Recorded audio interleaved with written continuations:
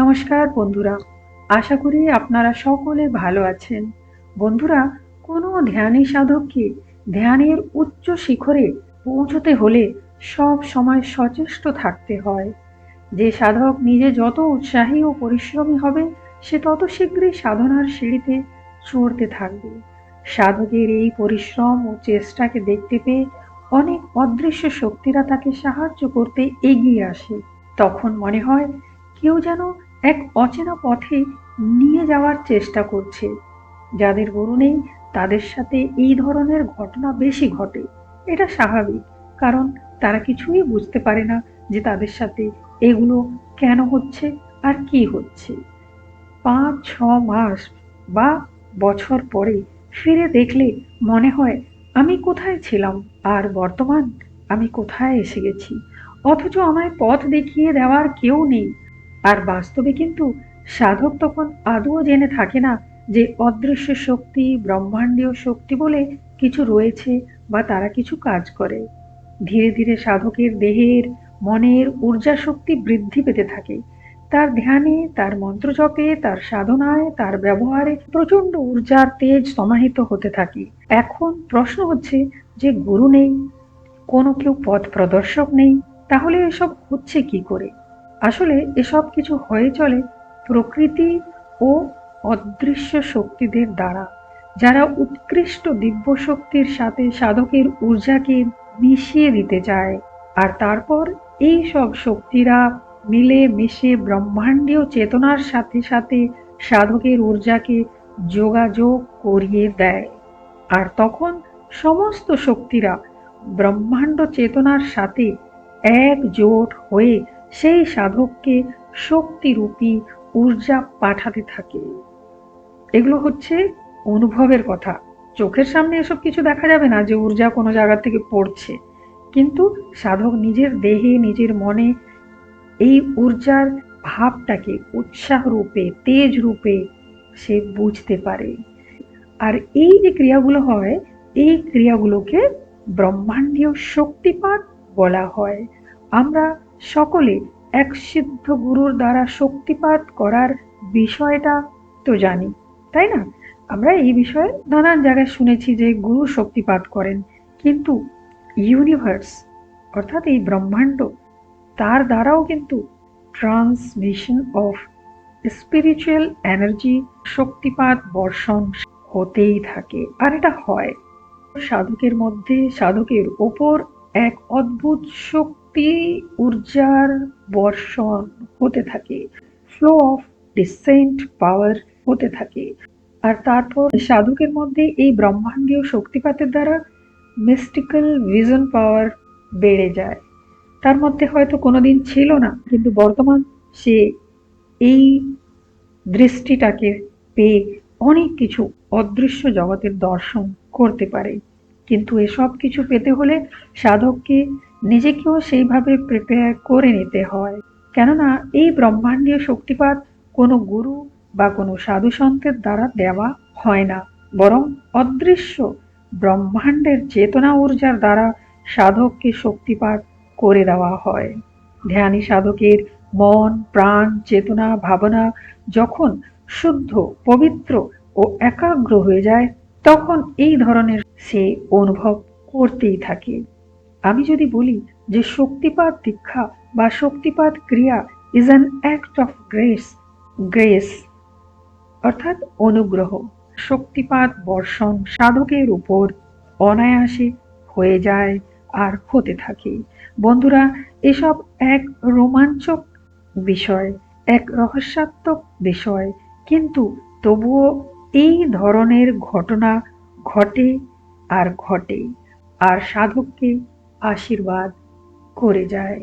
বন্ধুরা, এসব গুপ্ত কথা, এসব অনুভবের কথা। বন্ধুরা, আশা করব এই বিষয়টি, অর্থাৎ ব্রহ্মাণ্ডীয় শক্তি দ্বারা কিভাবে শক্তিপাত এক সাধককে করা যায়, যা কিছু আমি জানালাম, আপনাদের নিশ্চয়ই ভালো লেগে থাকবে। এরপরে আসুন একটু প্রশ্নের উত্তর দেওয়া যাক। প্রশ্নটি খুব সুন্দর। আপনি যা কিছু জিজ্ঞেস করেছেন এটা খুব স্বাভাবিক। এরকম হয়, কিন্তু সবার সাথে হয় না।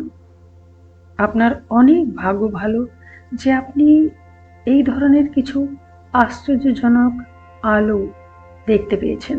অ্যাকচুয়ালি জানেন এই আলোটা কি? এই আলোটা হচ্ছে আপনাকে কোনো অলৌকিক শক্তি, অদৃশ্য শক্তি বা দিব্য শক্তির আশীর্বাদ ছিল। এইরকম আলো দেখবার মানে হচ্ছে আপনাকে তারা কিছু বলতে চায়, কিছু আশীর্বাদ দিতে চায়। কিন্তু যদি সাধক সেটা না বুঝতে পারে, কেননা অনেক সময় সাধক ভয় পেয়ে যায়, অনেক সময় সে ভ্রমিত হয়ে যায় যে এটা কি, আবার অনেক সময় এটাও ভাবে যে এটা হয়তো কোনো একটা সামান্য ব্যাপার। কিন্তু এটা কোনো সামান্য ব্যাপার নয়। আপনার সাধনাতে প্রসন্ন হয়ে সেই অদৃশ্য শক্তিরা আপনাকে কিছু বিশেষ জিনিস দিতে এসেছিল। সেটা কোনো জ্ঞানের বিষয় হতে পারে, কোনো অলৌকিক শক্তি হতে পারে, কিছু হতে পারে, বা আপনার কোনো নিজস্ব যদি সমস্যা ছিল সেটাও হতে পারে। দেখুন, একটা জিনিস যে এই সব অদৃশ্য শক্তিরা না ব্যক্তিগত ব্যাপার নিয়ে কখনো বলতে আসে না, সেটা অনেক কম, তার জন্য অনেক সাধনা চাই। কিন্তু সাধারণত তারা যখন কোনো সাধক থেকে প্রসন্ন হয়ে যায় যে তাদের সাধনা ভালো হচ্ছে, তাদের জপ তপ ভালো হচ্ছে, তখন তারা তাদেরকে কিছু ইনস্ট্রাকশন দিতে আসে।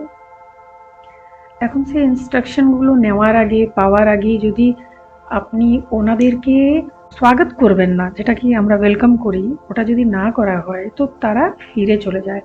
আর আমি একটা আমার নিজস্ব অনুভবের কথা বলছি যে এরা না ওয়ান্স ইন এ লাইফ আপনার কাছে আসবে, দ্বিতীয়বার আসতে চায় না। দ্বিতীয়বার আপনি আবার অনেক চেষ্টা করবেন তো অন্য কেউ আসবে, কিন্তু এই যে প্রথমে যারা এসছে আর যাকে আপনারা অ্যাভয়েড করে গেছেন, ওরা কিন্তু আর দ্বিতীয়বার আসবে না। এই জিনিসটা ওদের মধ্যে অনেক সুদৃঢ়ভাবে একটা দেখতে পাওয়া যায়।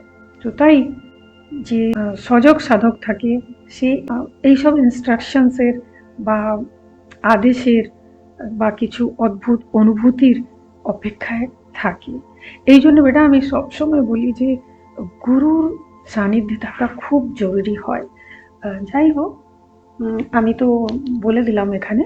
তবে তুমি যদি আবার সেটা করতে চাও, ফিরে পেতে চাও, তো তোমাকে অনেক পরিশ্রম তো করতেই হবে, না হলে হয় না।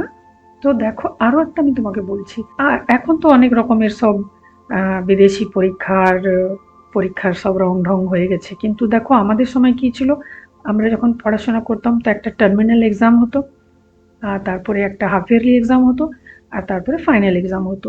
তো সাধারণত কি হতো, টার্মিনাল এক্সামে যারা ভালো রেজাল্ট করতো না, তারা একটা এই হোপ নিয়ে রাখতো যে আমরা হাফ ইয়ারলি এক্সামে ভালো করব।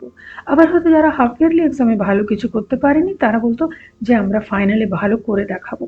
তো এই যে একটা আশা নিয়ে তারা যে চেষ্টা করতো, আর তাতে যে তারা সফল হতো, তো এই সাধনাতেও না এই মনোভাব রাখতে হয় যে ফার্স্ট টাইমে আমি যদি ফেল হয়ে গেলাম, যদি সফল হলাম না, তো ঠিক আছে, আমি এর পরের বারে আরো ভালো করে দেখাবো। আর সেখানে নিজেকে অনেক শক্তপোক্ত তৈরি করতে হয় যে আমি করব, আমার দৃঢ় নিশ্চয়, আমি সফল হয়েই থাকবো। তবে গিয়ে সেই সাধক সত্যিকারে সফল হয়। কেন কি দেখো বেটা, এরা না সব, এই যে এরা সব যে অদ্ভুত শক্তিরা থাকে না, এরা সব সাথে থাকে, আশেপাশে থাকে, তোমাকে টেস্ট করবে, তোমাকে ভয় দেখাবে, তোমাকে ওই ভ্রমিত করবে, অনেক কিছু দেখিয়ে তারা চাইবে যে তুমি যেন এই পথে না আসো। এটা সবার সাথেই হতে পারে, কিন্তু যে গুরু সান্নিধ্যে থাকে সে বুঝে যাবে যে এই ধরনের ঘটনা যদি ঘটে তো আমাকে নিজেকে সামলিয়ে নিতে হবে। আমি এদের এই সব ঝাঁসাতে পড়বো না। আমি যে পথে চলছি আমার গুরু নির্দেশে, আমি সে পথেই এগিয়ে যাব। আর যদি গুরু নেই, তো ঠিক আছে, কোনো জ্ঞানী লোকের কাছ থেকে জিজ্ঞেস করে নিলাম যে ভাই ব্যাপারটা কি, এটা আপনি একটু আমাকে বলে দিন। তো সে যেভাবে গাইড করবে সেটা মেনে চলবেন। তবে এখানে আরো একটা কথা বলে দিই যে গাইডেন্স সবসময় ভালো লোকের কাছ থেকে নেবেন। অনেকে এরকমও থাকেন যারা আপনাকে ভুল রাস্তাও দেখাতে পারে, যারা, আমি এটা সবার ক্ষেত্রে বলছি, যাতে কি হয় না সেই সাধক এগোনোর জায়গায় পিছিয়ে পড়ে। তো আমি সবসময় স্পষ্ট কথা বলি, কোনো জিনিস লুকাই না, আর আমি চাই যে সবার ভালো হোক, তাই জন্য আমি যতটা পারি বুঝিয়ে বলে দিই। আপনি যাও দেখেছিলেন খুব ভালো জিনিস ছিল, এখন আপনাকে যদি আবার সেই জিনিসগুলো ফিরে পেতে হবে, তো আপনাকে সরি বলতে হবে, সকালে সন্ধ্যায় ঘুমানোর আগে ওনাদেরকে ক্ষমা চাইতে হবে। আর আবার আপনার সাধনাতে, আপনার জীবনে তারা যেন এসে আপনাকে সৎ পথ দেখায়, আধ্যাত্মিক পথে এগিয়ে নিয়ে যাওয়ার জন্য আপনাকে ভালো মতন মার্গদর্শন করে। এর জন্য কিন্তু আপনাকে এনিহাউ রিকোয়েস্ট তো করতেই হবে, প্রার্থনা করতেই হবে। আপনি যত মন দিয়ে প্রার্থনা করবেন, ওনাদেরকে ডাকবেন, কাকুতি মিনতি করবেন, ওরা কিন্তু শুনবে আপনার কথা। তো ভাই, আশা করব আপনার যা প্রশ্ন ছিল আমি ঠিক মতন বুঝিয়ে বলতে পেরেছি। তো আশা ছাড়বেন না, আশা রাখুন, অবশ্যই আপনার মনস্কামনা পূর্ণ হবে। তো আজ তাহলে এখানেই বিরাম দিচ্ছি। এরপরে আবার নিয়ে আসবো কিছু নতুন বিষয়ে আর আপনাদের প্রশ্নের উত্তর। আপনারা সকলে ভালো থাকুন। জয় রঘুনাথজি।